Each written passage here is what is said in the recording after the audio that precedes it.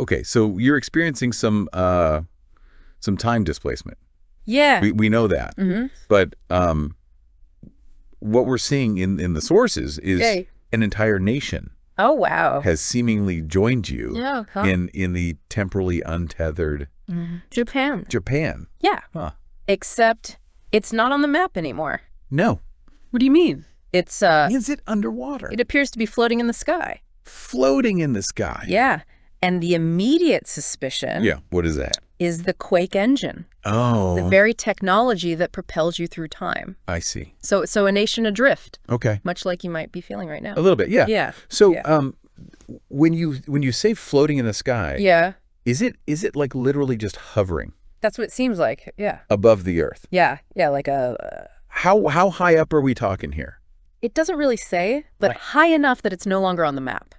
And the sources strongly imply that it's there's a connection to the Quake Engine's misuse. Right. Like it's almost like the Quake Engine has created this shared experience of displacement. Yeah. Both for the characters within the narrative and for you having, traveled through time. Interesting. Yeah. It's like like we're all in this together kind of thing.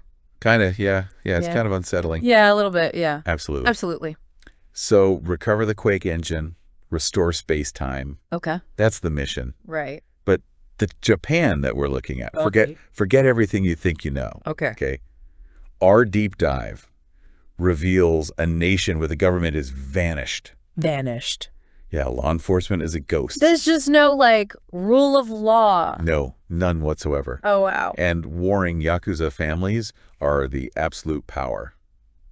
That's terrifying. Yeah, and apparently a massive conflict called Yakuza. Yakuza. What a name. I know, right? Wow. Brought about this total collapse of order. Yakuza. Just that term itself. Yeah. I mean, it paints a picture, right? It does. Of societal devastation. Yeah, almost like an apocalypse. An apocalypse. Yeah, exactly. Yeah.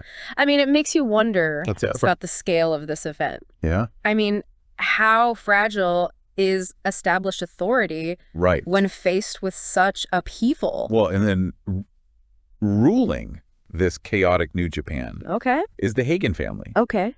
And our sources are blunt. Okay. They're the worst of the worst. Oh. They don't just control territory. They dominate most of the nation with an iron fist. I see. Ruthless seems like an understatement. It really does. It makes you wonder, though, how a single family, even one described as ruthless, can maintain such widespread control in a place where there's no authority. I mean, it suggests a highly organized structure. It does. Like maybe a network of alliances or a system of brutal enforcement that keeps other factions in check. Yeah. It's like, is their dominance absolute? Right. Or are there just these constant unseen power struggles? Interesting. Yeah. Yeah. Well, our sources plunge us right into the thick of it. Oh, boy. A signal is detected. Okay. Near Tokyo. Near Tokyo. Deep within Hagan territory. Okay. That's not a friendly neighborhood. I can imagine. And then a real curveball. What's that? An encounter with someone who bears a striking resemblance to Jessica Cruz. Jessica Cruz. But she's wearing a kimono. In a kimono? Yeah. That's strange. What do you make of that? Well, I mean, the appearance of a familiar face in such an unexpected context immediately throws us into a realm of possibility. So many questions. Yeah, so many questions. Yeah.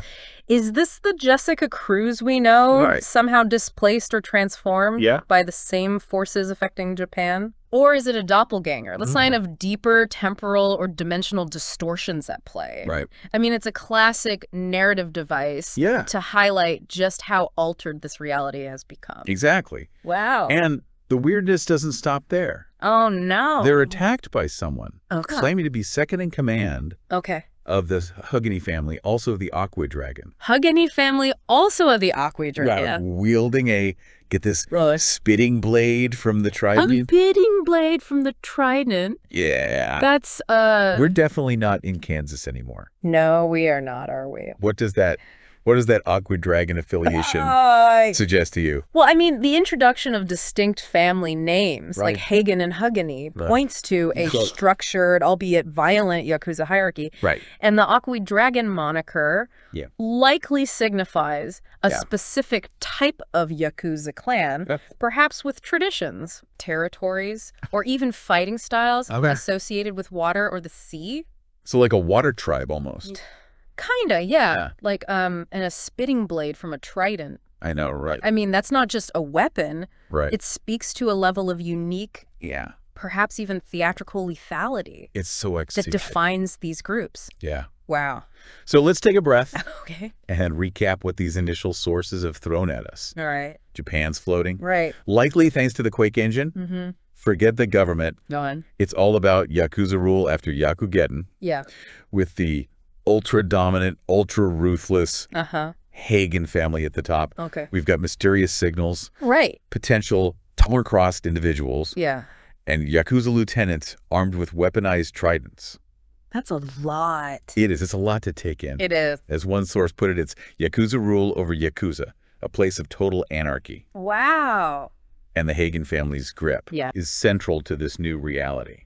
Right. So it's like you said, we were thrown into the deep end. We didn't even get a chance to acclimate to the floating Japan before we were just thrust into this complex web of Yakuza power struggles and these highly unusual encounters. It's just so many. It's like the sources are telling us that this isn't just a geographical anomaly. It's a complete societal upheaval with immediate personal consequences. It really is. Wow. Yeah, and the cast of characters keeps growing. Oh, really? Oh, yeah. Okay. We also hear about a red blur that comes and goes like lightning. A red blur? Yeah. Okay. Identified as the fastest man in the Hagan family.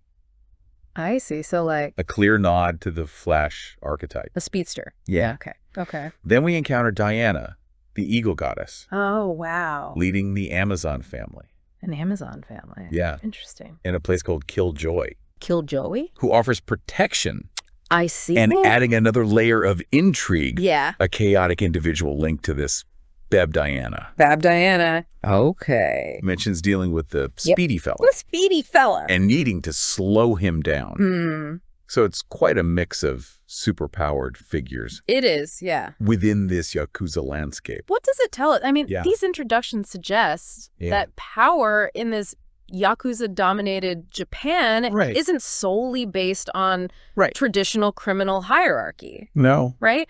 The emergence of individuals with extraordinary abilities, like the speedster and the eagle goddess, implies that Yakugeddon might have also unleashed other, perhaps even metahuman elements into this reality. Yeah, it's a good point. It really complicates the power dynamics. Are these abilities tied to specific families? Right. Or are they wild cards that any faction might try to control? It's a good question. Yeah, wow. So with no conventional government or law enforcement whatsoever. Yakuza. Just this intricate and volatile network of Yakuza families. It's mind-boggling. I have to wonder, how does any semblance of order even exist? That is the question. And what kind of internal power struggles are constantly playing out beyond these initial clashes? Beyond what we're seeing. That we're seeing. Yeah. I mean, what exactly was Yakugeddon? Right. That led to this total annihilation of the old order and the rise of syndicate supremacy. I mean, those are the big unanswered questions that leap out from these sources. Definitely something to keep turning over in your mind. Yeah. I'll be thinking about this for a while.